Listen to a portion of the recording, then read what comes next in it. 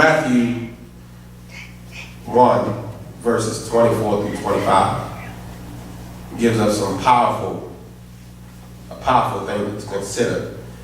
And I want you to just consider for tonight a topic of obedience will birth purpose. Obedience will birth purpose. Growing up in the Logan household was not so bad. Many people thought because we were children of a pastor that we didn't have any fun and we didn't have any friends. Many people thought that my father would probably be very strict, very mean, and even very religious. However, soon after they met my dad, they realized that my father was not strict, he was not that mean, and he was not overly religious. But actually, he was a very nice man. My dad is well respected in the community. My dad was a pastor, but in my neighborhood, he was Mr. Logan, Tiger's and Ricky's and Dee dad. Many of my friends, even to this day, respect my dad for being a positive role model in their lives. My brothers and I had a lot of freedom to experience life as most normal children would. We always had friends, we always had company, and we always had fun unless we were punished. And unfortunately, all of my punishments were directly linked to me being disobedient to one or both of my parents. I wasn't a terribly bad child, but usually when I got punished, it was because I really messed up. As I got older, there were times when I would have rather been spanked than being punished, because the punishment will last longer than the hurt of the spanking. I think my parents must have figured that out. When the painful spanking stopped, the terrible punishments kicked in, and I hated being punished. And for me, it always seemed like I got punished right before a major event that I thought was about to take place. A party, maybe a dance, a date, a trip, hanging out with my friends, going to the club, going out with my girlfriend. Even I can recall a few times where I was punished the very day before I was looking forward to doing something. But my disobedience is what got me punished. My disobedience was a cause for punishment. But when I obeyed my parents and achieved the goals that were set for my life, I was celebrated. When I followed the rules my parents had set for my life, I was given more freedom, and I was given more responsibility to make decisions for my own life. With the freedom and the responsibility, I gained confidence to explore the different areas of my interest, which helped me birth great ideas and ultimately discover my purpose. I realize that every one of us is not that fortunate as I consider myself. Somebody may be walking through life feeling like life has taken them on a whirlwind of disappointments and frustrations. Although there may have been times of excitement in your life, you may have been on an uncomfortable roller coaster ride, and you may want to get off. Life can throw you for a loop, and you may not know which way to go, who to turn to, or even where to start to turn your life around. Life can be frustrating if you have asked for help many times, but the results produced and led to more disappointment. Life can knock you down and will kick you while you're down if you live by your own standards and have no sense of living in obedience to God. None of us are exempt from disappointment and punishment that results from disobedience. But there is a way we can help ourselves live a better life.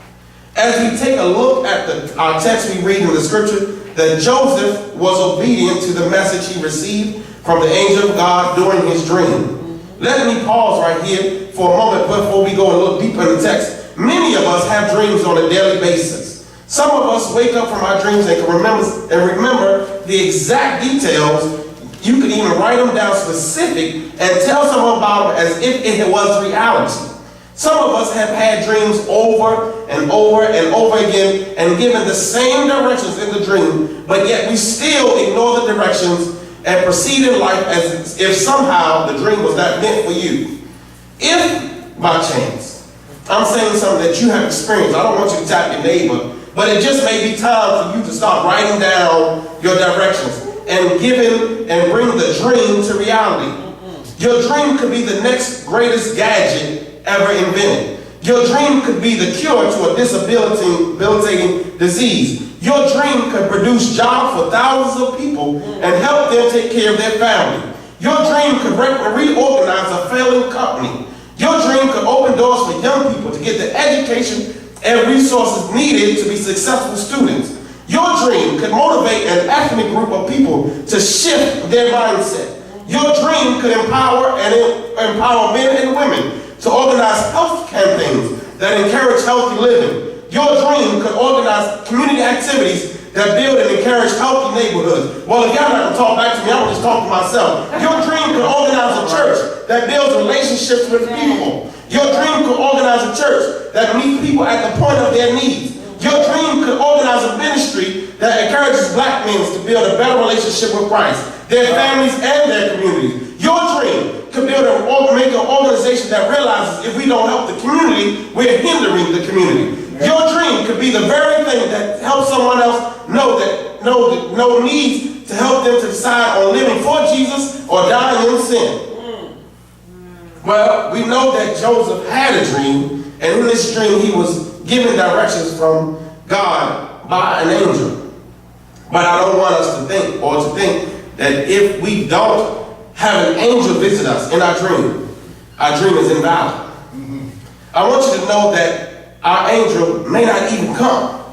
Wow. You may receive or have received directions from a friend, a family member, a co-worker, or even a stranger. And that particular person could have really been your angel.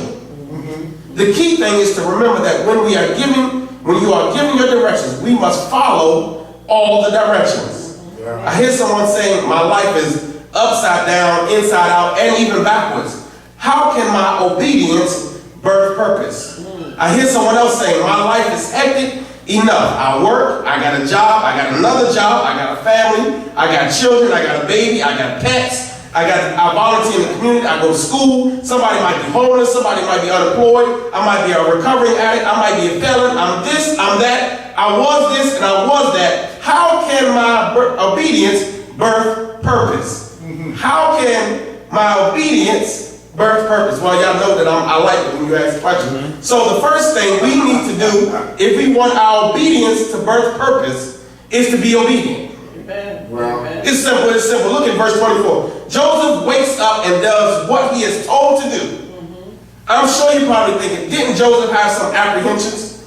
Yes, he did. Yes, he really had some apprehensions. If you read verse 19 of chapter 1, you see in Matthew, you see where Joseph was ready to leave Mary before they were married. His apprehensions were warranted.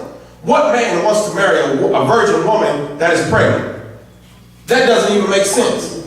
Nowhere else in history, and more than likely never ever again will there be a virgin birth. If Joseph was living in 2012, he would have thought about putting Mary on blast on Facebook, on Twitter, on Instagram, on Tumblr, on YouTube, on LinkedIn, MySpace, and Google. Can you imagine seeing Joseph sitting on the news or talk shows telling his story of deception and a broken heart by a pregnant virgin? Could you see Joseph sitting on Maury Povich or Wendy Williams talking about he isn't the baby daddy? But you see, that would make him a typical hurt man. And that not the man God had purposed to raise the Son of God. Yes. Joseph did not choose to have his fiancée be the mother of Christ. Joseph did not choose to find a wife that would cause controversy in his life.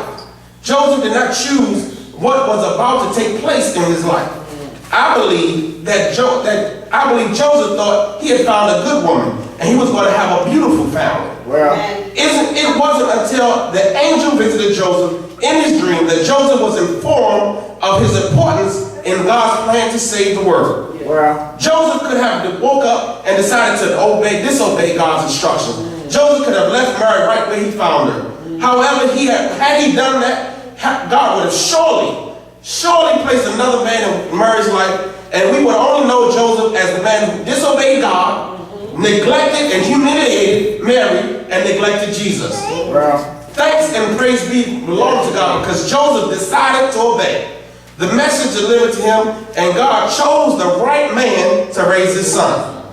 So what we need to understand is that although the directions of our dream may put us in an uncomfortable position, God has chosen to share the dream with you.